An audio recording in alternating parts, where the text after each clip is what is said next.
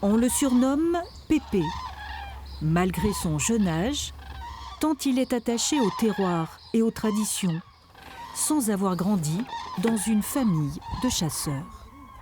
Je suis tombé dedans parce qu'un jour j'ai acheté une caméra et je suis allé filmer mes premières palombes au sol. J'ai attrapé le virus comme beaucoup de monde qui rentre un jour dans une palombière. Avant la levée du bois, c'est-à-dire le réveil des palombes, Pépé installe toute la mécanique pour attirer les oiseaux bleus, les faire se poser et les capturer dans ses filets. Le choix d'une chasse ancestrale sans fusil. Le coup de feu, non. J'ai pas besoin de ça pour chasser. Voilà. Après, je respecte toutes les autres chasses, et il en faut, hein, c'est pour ça que la chasse existe. Mais ici, j'ai pas besoin de ça. Pas de coup de feu et pas de gibecière, car toutes les palombes capturées seront relâchées. Pépé est un adepte du no-kill.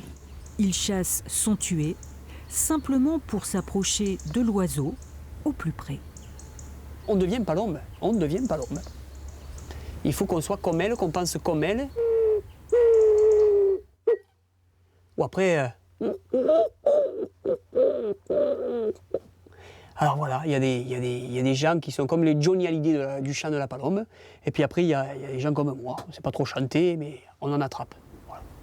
Ce jour-là, toutefois, la roucoulade ne suffira pas à leurrer les palombes. Les filets ne seront pas actionnés. En 3 semaines, le résultat reste maigre. 114 oiseaux ont été pris au piège et bagués. Car depuis 2 ans, le chasseur a lancé des opérations de suivi. C'est un petit programme non scientifique qui est juste ludique et qui rassemble les hommes, mais plus qu'il y divise. Voilà, c'est entre palombières et tout ça, c'est presque un petit jeu quoi, entre chasseurs.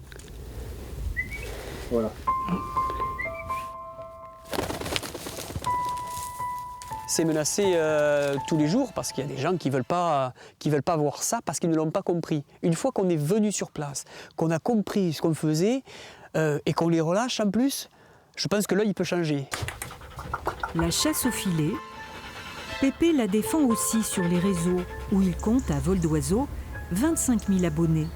Peut-être le précurseur d'une nouvelle génération de chasseurs.